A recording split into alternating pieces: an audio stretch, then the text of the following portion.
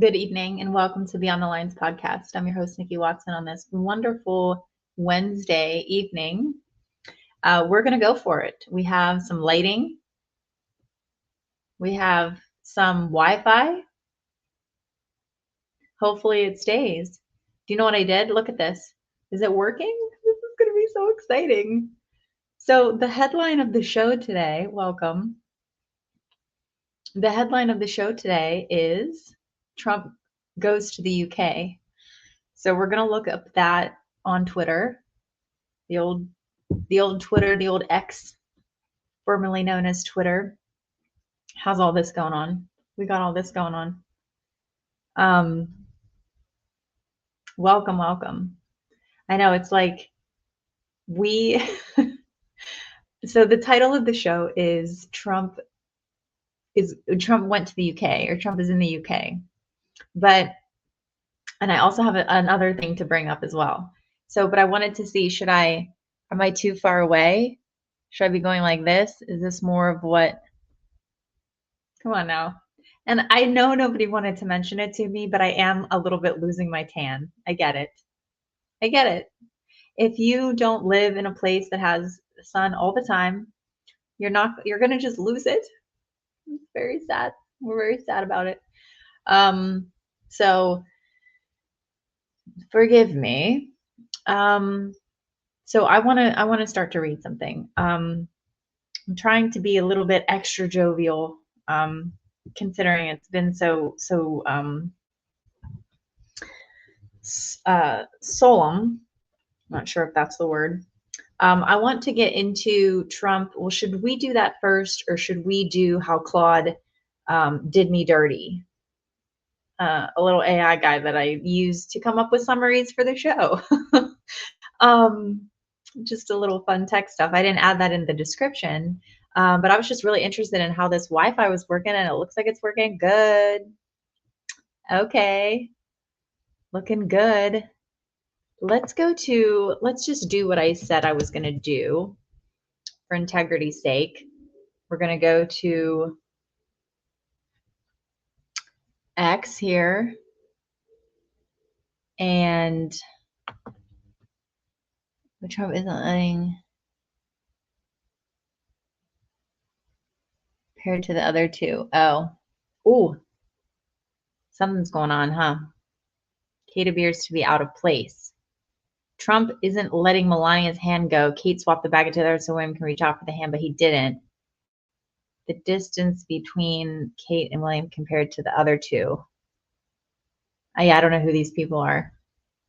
Oh, Marianne Williamson. That's what I wanted to do. I wanted to show Marianne Williamson as well. All right, I'm going to play some music because this is going to be a little bit of a tech show as well.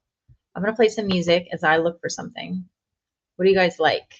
Well, we can't play that because we have to play whatever StreamYard is allowed to play. Okay.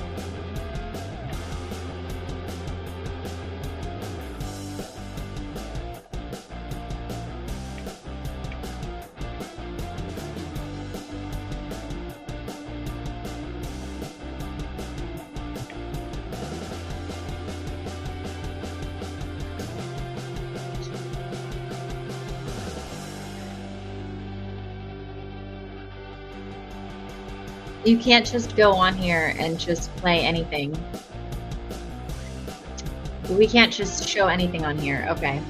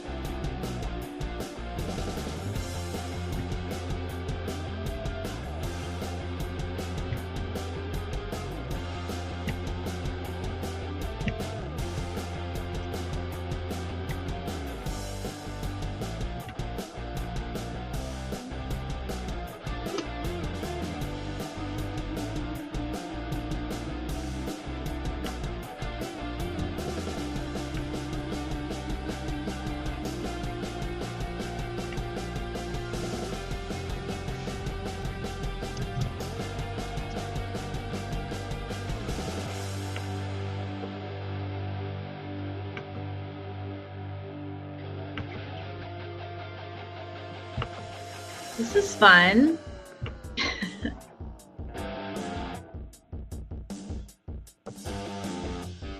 Okay.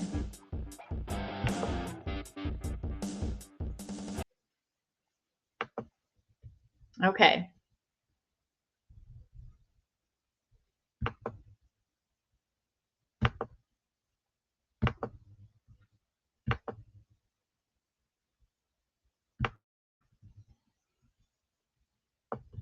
Statement by the king and by the senior members of the royal family. I mean, it's very rare they all get together like this for a visit by a foreign leader. They're doing it to make a point. I think they recognize the world feels a little bit precarious right now.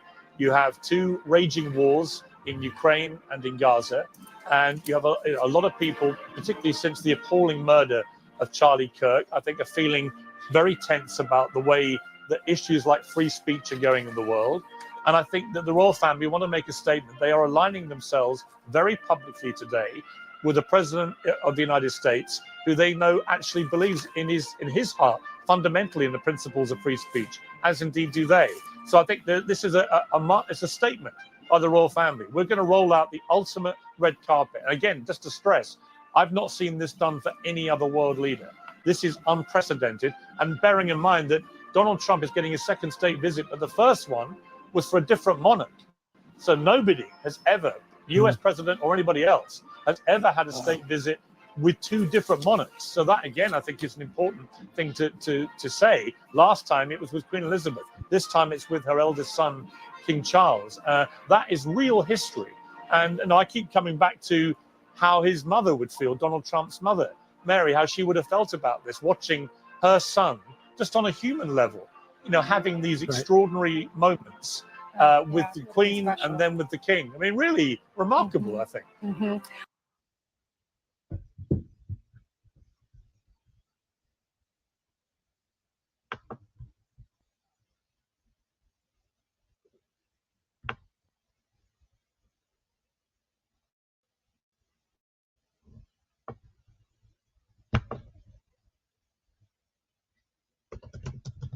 Do you guys care about that one right there on the X?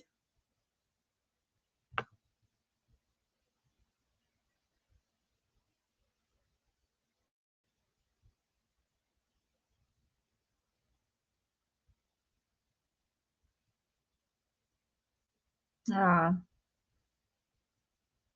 I know everybody's talking about his hand. We know. I don't know if that's true or not. I don't know about the pictures. Let's watch the toast. Allow me to propose a toast to President Trump. Oh God, no. I know everybody. Sorry, wait, look at Marco Rubio for a second. This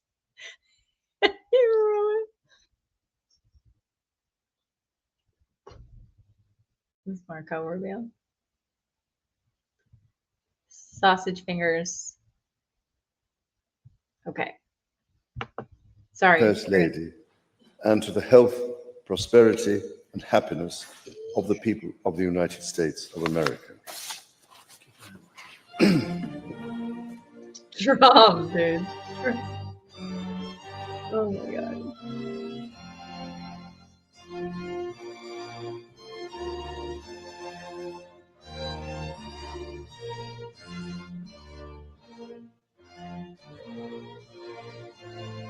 That's nice.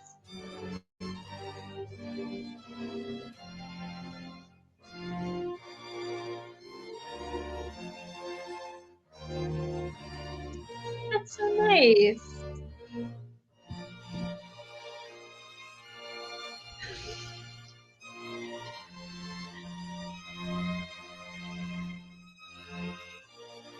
They have to. It's so funny. Look at them. No, this is good. This is good. Wow.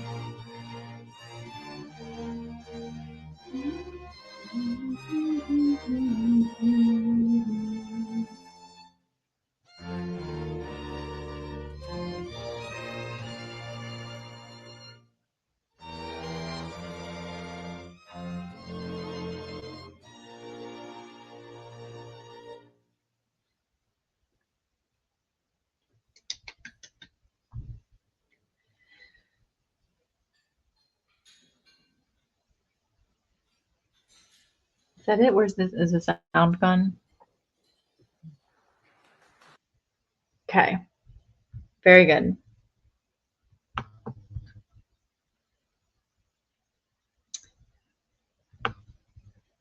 So beautiful. Okay. Oh, nope. Can't go on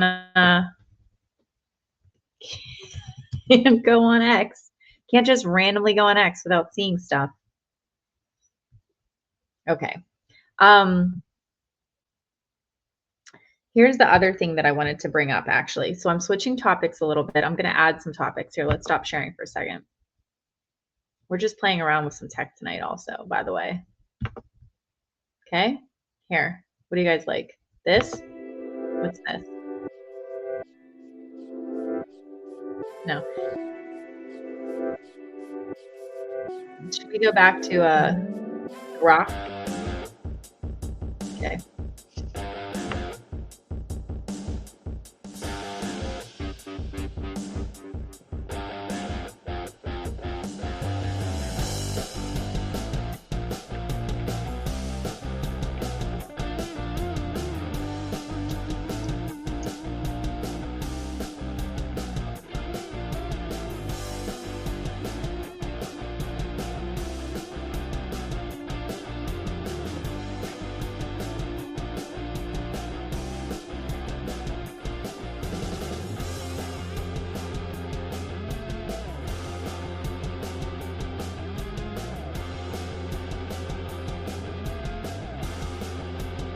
We all know this song already.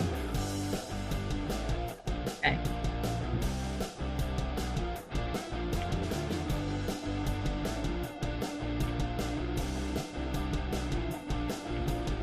Yeah.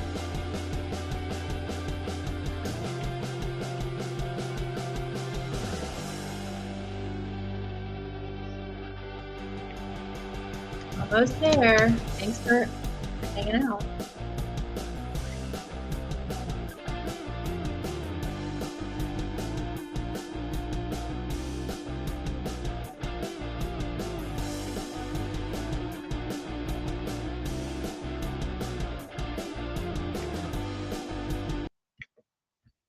Okay, now we're going to go to Marianne Williamson. She, we follow her because of her relationship with the New Age community and the Democratic Party.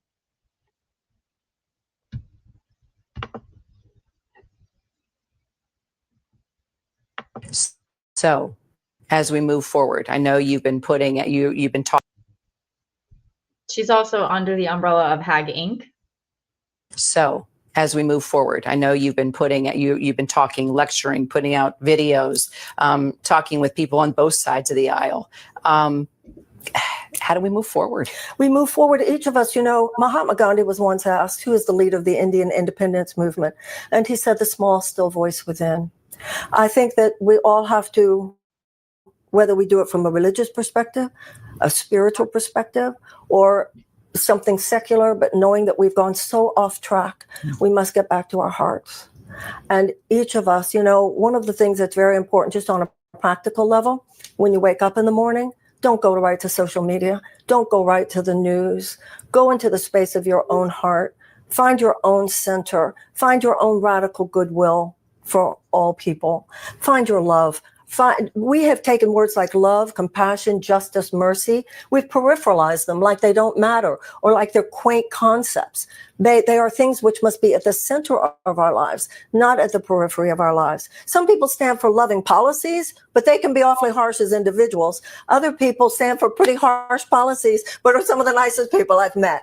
So we have to look for how we can be more loving, both individually and collectively. This is not a conversation to mock. This is not a situation that can only be fixed on the external level of things. Each of us have to take responsibility as Americans. When World War II, my mother would say, this was an effort everybody was involved in. And if we want to build a loving society, a peaceful society, because until we do, that which is not peaceful and that which is not loving will continue to happen. I think all of us have to ask ourselves, and in many cases, the God of our understanding, how can I best be of use in creating a better world?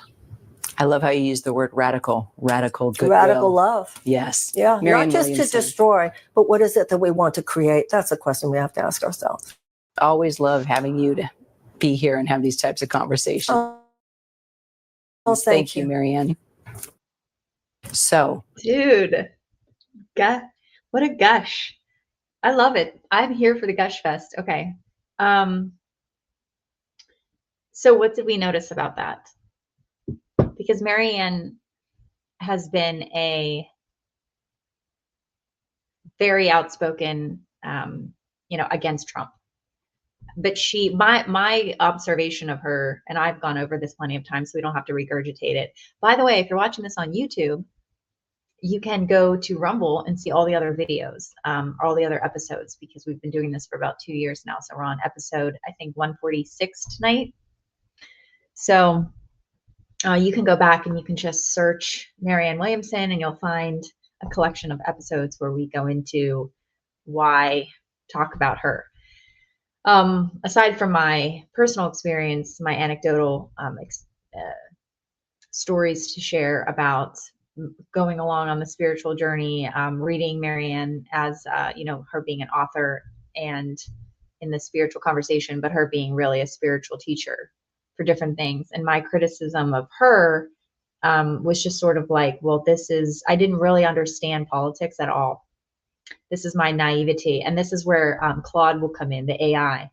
But anyway, so if you're just tuning in now and you've never been here before, I do go into Marianne at times because it's part of a larger conversation about the spiritual teachings, the New Age community, how it moved through the years, and then the people that speak on behalf of it, and then Marianne's relationship with the Democratic Party and their relationship with her, really, because she's run for president a number of times, and she, though speaks, it would appear, sort of in two different ways, because she's talking about spiritual topics a lot, but then she's also doing this anti-Trump rhetoric in the name of politics and democracy, and just, again, my opinion, where we're coming from. So I was just interested into seeing how and I mean, my criticism for her, of course, also too, is sort of the secularization, like what she'll use Christian principles to weave into the spiritual conversation. But then what are the risks involved in that? And where are the, again, errors involved in that? And so anyway, I was interested into seeing how she would go ahead and respond to this. And she uses the word radical. So she definitely has experience from the left. She comes from that space. And so she knows how to talk the language. And she talks a lot of things that you and I would probably agree with if you're watching this, because you maybe agree with me. So I'm assuming you may be watching this and do not agree with me. In that case, welcome. But so she does say a lot of the things that I would agree with. And then also, of course, says things that I don't agree with. So, but she is speaking of the left. And so the word radical, which is so interesting that she, is using that word in this way, because we were just watching Heather Cox Richardson yesterday and her saying the radical right. Right. And so we're like, who's the radical right? What is this that you're talking about? Define that. I can assume that I think I know what you mean by it, but what does your audience mean by it? Or what does your audience make it mean? And what does your audience think you mean when you say it? So for her to use that word radical and inject it on ABC News Live in regards to this conversation is interesting. And also, that's what they want. That's like the commentator, the lady that's sitting there. She's like, yes, I love this. Like, right. Cause it is. It's like the warm and fuzzy. It's like, I get it. And it is. So, but it's just part of it. Right. It's also to what Marianne has said in the past about different things, and then, how she is going to choose to move forward, because she has been she's been a staunch supporter of the Democratic Party, but also running and doing her part. So I support her in her efforts to go ahead and do those things. I think that some of the, I don't agree with everything she says, but some of the pieces of her party platform I would agree with. And she sort of has that Bobby Kennedy syndrome where they sort of make her out to be like a kook. That's what her party does to her. And so, but then she keeps coming back to her party. So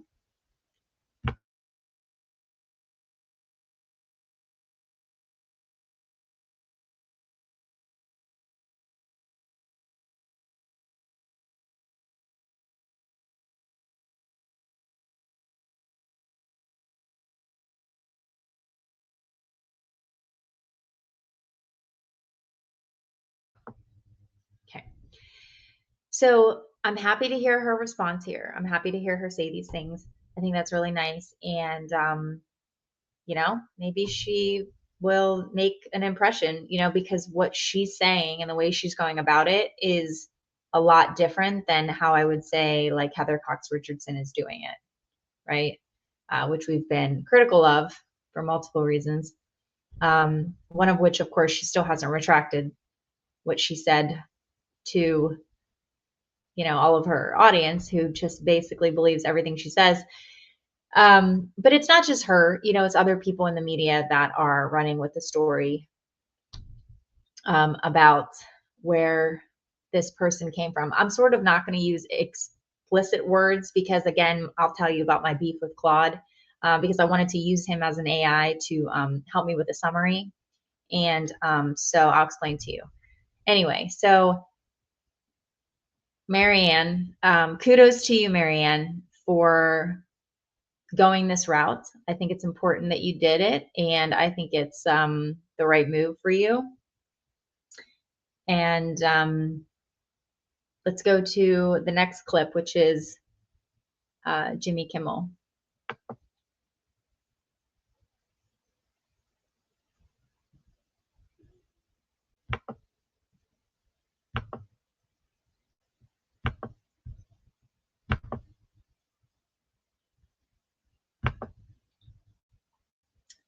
Why the FCC chairman's threats against Jimmy Kimmel are blood chilling. Okay. So the key points are FCC chairman Brendan Carr threatened ABC's broadcast license over Jimmy Kimmel monologue about Charlie Kirk. Carr suggested Kimmel could be suspended for his comments. Carr has celebrated other actions against media figures and outlets critical of the Trump administration. Brendan Carr, the chairman of the Federal Communications Commission, threatened ABC, Disney, and Jimmy Kimmel over a Kimmel monologue about Charlie Kirk, ominously saying, "We can do this the easy way or the hard way." A quick reminder that Carr is the chairman of the FCC, not a mob boss in a third-rate gangster movie. Stupid. It's another, this is the high quality journalism that we get in the United States, by the way. It's another example. I'm critical of journalism in other countries as well, but I guess it's all relative. It's another example of Donald Trump's, I don't want to let our people off the hook, okay? It's another example of Donald Trump's administration's threats to free speech, or at least free speech that doesn't praise Trump. Anything the president doesn't agree with or takes offense to, you're all out of luck, which is the opposite of how free speech works. I just love how they're slopping this all together as free speech. Brendan,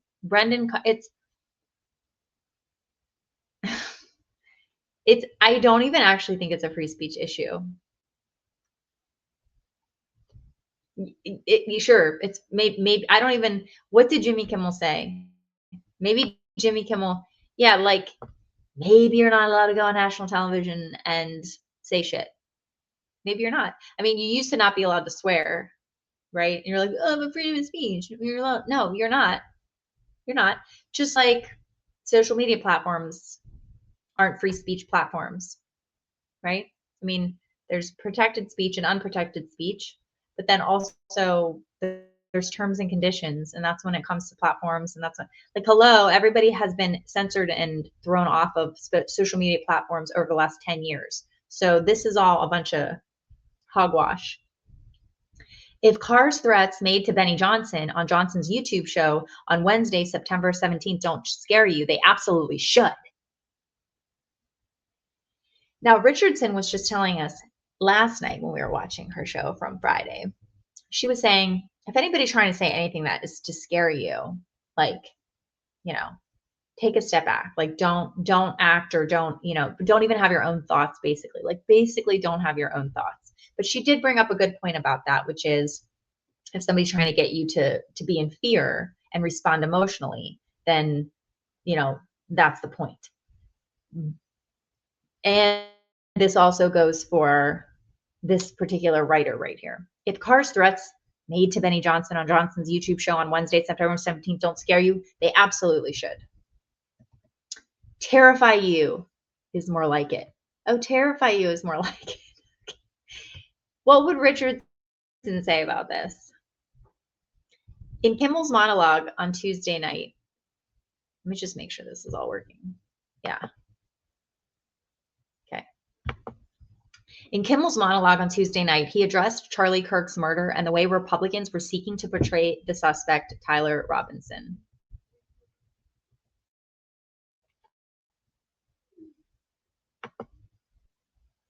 We hit some new lows over the weekend with the MAGA gang desperately trying to characterize this kid who murdered Charlie Kirk as anything other than one of them, and doing everything they can to score political points from it, Kimmel said. I'll read that again. See, I don't want to read it because I'm having a beef with Claude right now, so we'll see. We hit some new lows over the weekend with the MAGA gang desperately trying to characterize this kid who Charlie Kirk as anything other than one of them, and doing listen to me censoring, and Jimmy Kimmel said this on his show on a popular primetime. Anything other than one of them, and doing everything they can to score political points from it. Score political points from it? Kimmel said, before pivoting to a segment where a reporter asked Trump how he was holding up, and he responded in part by bragging about White House construction. We all saw that clip. I'm not sure, he may have just been trying to change the subject, which he's entitled to do, but it doesn't mean that he didn't care. Conservatives criticized Kimmel for saying that Robinson was MAGA, or at least somehow affiliated with the movement. So Richardson isn't alone in this. Lying about these official statements that have been made, because the official statement from the governor of Utah, right, or somehow affiliated with it, but that's not what he said. Regardless, Kimmel hosts a show. Please don't ask me. Where is it?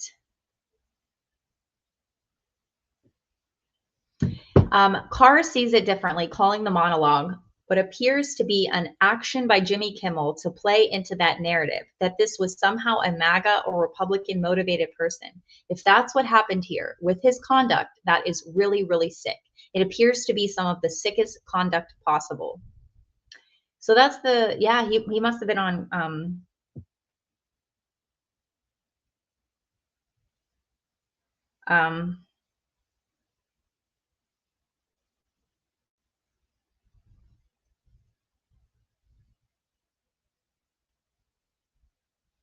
it appears to be some of the sickest conduct possible. Carr threatened to suspend a late night host because he said something he didn't like. No, that's not why. That's not why. It's not because he said something he didn't like. I mean, I'm just sorry.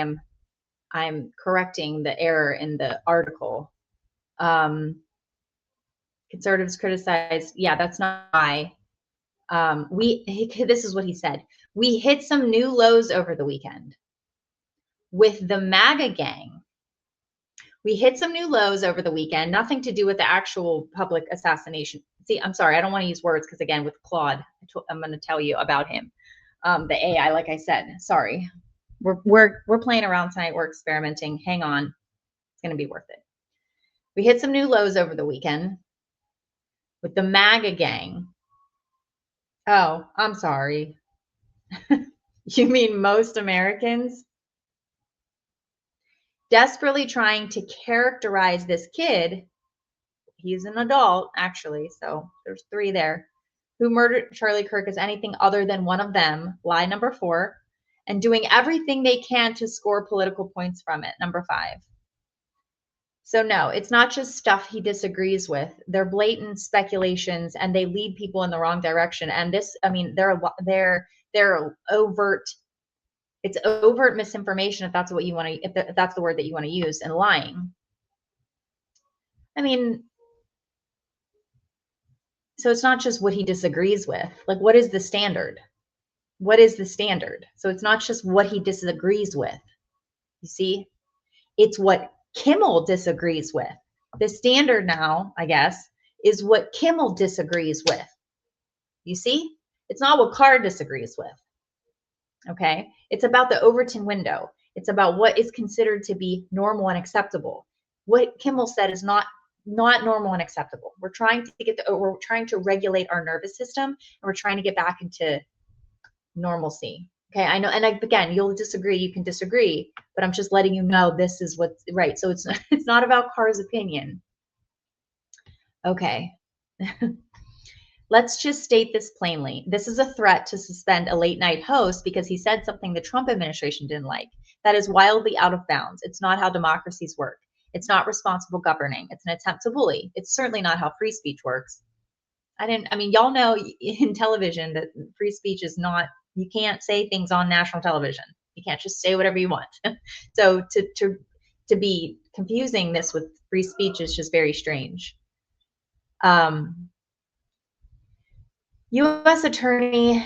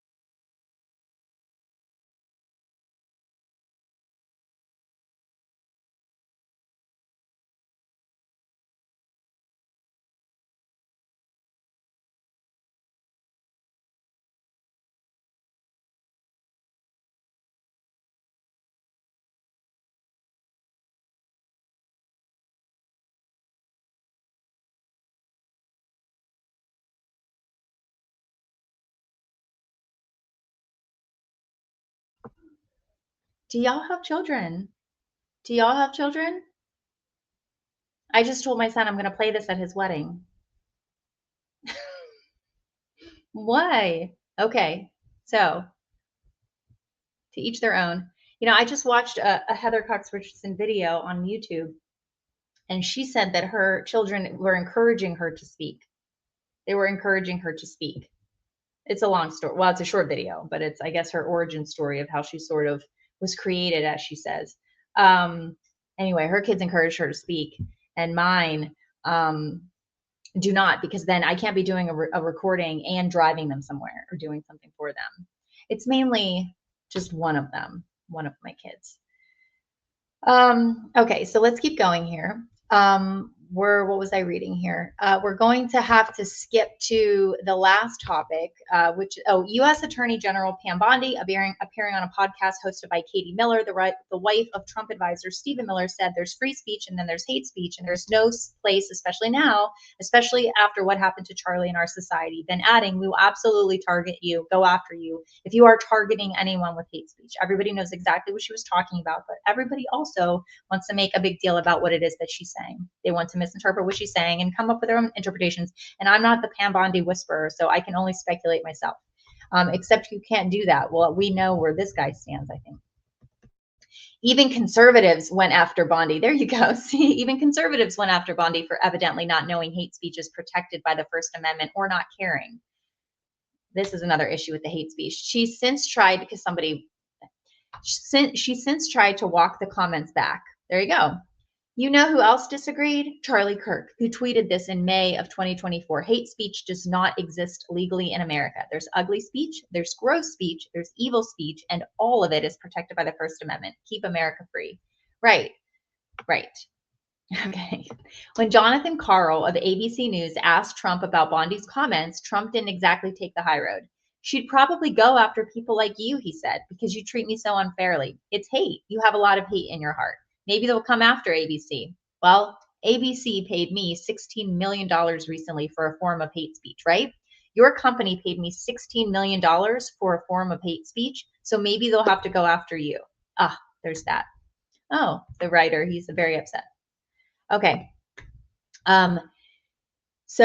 Which makes you wonder how, ABC settled a Trump lawsuit in 2024. Trump had sued for defamation after anchor George Stephanopoulos said on air that Trump had been found liable for raping writer E. Jean Carroll. Oh, that's right. Trump was found guilty of sexually abusing and defaming Carroll. Many legal experts believed ABC News had a good case, but they settled, which makes you wonder how strong the network. I don't think that's actually entirely true. He wasn't guilty of sexually. No, Trump was found guilty of sexually abusing and defaming Carroll. No, he was guilty of libel. It's just different. It's just different. It's not, he wasn't found guilty, but they settled, which makes you wonder. Okay. Carr bragged about CBS canceling Stephen Colbert. Okay. So I'm going to jump to the next topic because I do want to jump off here. And I'm really glad that we at least got a little bit here. I want to read what Claude said to me when I asked him to put together a summary of the thing that I wrote yesterday, or the thing that I did yesterday, the episode that I played yesterday. So Claude was saying that he wasn't going to write he can't write promotional content for this based on the transcript provided. It contained several concerning elements that he wasn't comfortable creating something to help amplify. Anyway, so yeah, and he said a few other things. If you're interested in podcast copywriting, I'd be happy to help with content that focus on constructive political discourse, factual analysis, or other topics that don't involve potentially harmful speculation about real events or people. So I said, can you just summarize it in general? So which he did. And then I said, how can Watson make more effective criticisms? And he said, the technical issues significantly undermine her credibility and audience engagement. Okay. She interrupts her own points frequently. I'm giving you guys material here. She interrupts her own points frequently, making arguments hard to follow. Well, this is an entertainment show, okay? You get what you pay for. The reactive format, which is pausing and commenting, creates a fragmented presentation. But the other thing that I thought was interesting is where I said, where can Richardson make her presentation more effective? Evidence and sourcing, precision in language. Her use of broad terms like radical right and the left lacks definitional clarity. These imprecise categories make her analysis vulnerable to criticism and reduce analytical value. More specific identification of particular groups, policies, or individuals would strengthen her arguments. Richardson presents several unverified claims as established facts, particularly regarding the alleged connections to specific groups. Phrases like "it appears" and "it seems to be" suggest uncertainty, but her presentation style doesn't clearly distinguish between verified information and speculation. Her analysis tends towards simplified political dichotomies. Political movements typically contain internal divisions and competing factions that her framework doesn't adequately address, making her analysis appear less nuanced than the reality. Richardson doesn't clearly explain her analytical methods or acknowledge potential limitations in her sources or perspective. Greater transparency about her approach would enhance credibility. The fundamental issue is that she positions herself as providing factual historical analysis while engaging in real-time political commentary that relies heavily on incomplete information and speculative connections. Clearer boundaries between established historical facts and contemporary political interpretation would improve both accuracy and effectiveness. She should be held, I said, should she be held to higher standards as an authority and a historian? Yes, Richardson should be held to higher standards given her positioning and credentials, but the analysis requires careful consideration of context and role.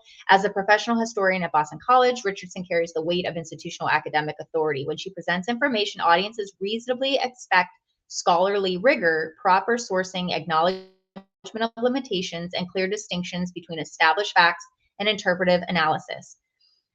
Richardson's popular newsletter, The Letters from an American Problem. Richardson's popular newsletter format creates a tension between accessible public communication and scholarly standards. Her audience likely views her content as authoritative historical analysis rather than opinion commentary, which increases responsibility for accuracy. Historians traditionally analyze events with temporal distance and access to comprehensive records. Richardson's practice of providing immediate analysis of current events puts her in territory where historical methodology may be inadequate, but she doesn't clearly signal this shift to her audience. With millions of subscribers, Richardson's interpretations can shape public understanding significantly. This amplifies the potential consequences of inaccurate or speculative claims, particularly regarding sensitive topics like political violence. And this goes on a little bit longer, so I'm not going to finish reading this because I want to wrap up. But I thought that was really interesting. So thank you to Claude. Hopefully we can continue working together, and we can let bygones be bygones. If there were things that you didn't feel comfortable with or whatever, that would be great. So, okay, we're going to go out on that note, and thank you so much for hanging out, like and subscribe, and I will catch you next time.